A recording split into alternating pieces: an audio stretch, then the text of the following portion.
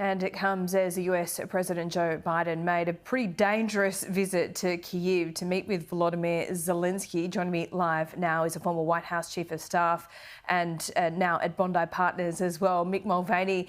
Great to see you. First of all, this is a pretty dangerous thing for a US President to do, isn't it? Even with the mass security around him and the intelligence of the US.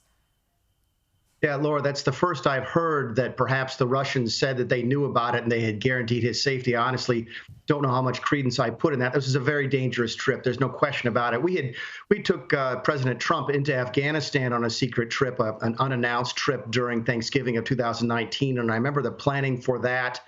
And that was going to a military base controlled by the American military. So still very, very dangerous. This was a trip into a war zone without a U.S. military presence. So it's an extraordinarily dangerous trip. I'm reading now that this trip was many, many months in the making. Not an easy thing to pull off, and a huge success, I think, for both President Biden and for President Zelensky here to have the President of the United States go to that war zone, as so many European leaders have done recently. But it's a big deal back in the United States. It's obviously going to drive all of the news, and it's being hailed by both parties as a very successful trip for President Biden. Mick, if we believe that the Russians guaranteed Joe Biden's safety, what does it tell us about the nature of this war? Because I imagine that Russia has the capability to hit Kyiv, to hit Volodymyr Zelensky at some time over the last 12 months, but they've chosen not to do so. They've also chosen not to target the US president.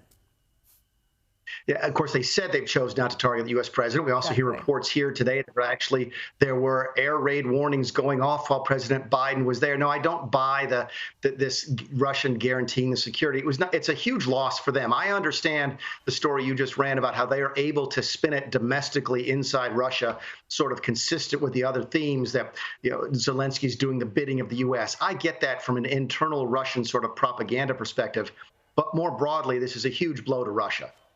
Sends a very strong message to Russia that the U.S. is really in this and is in it for the long run. When I travel in Europe, and I travel a good bit, the number one question I get on U.S. foreign policy is the United States committed to Ukraine in the long term? And I think you cannot but draw the conclusion that Biden's visit puts most of that discussion to bed, that the takeaway here is that the Americans are in for the long run, and that is a huge blow to President Putin. If he could have prevented that from happening, I think he would have.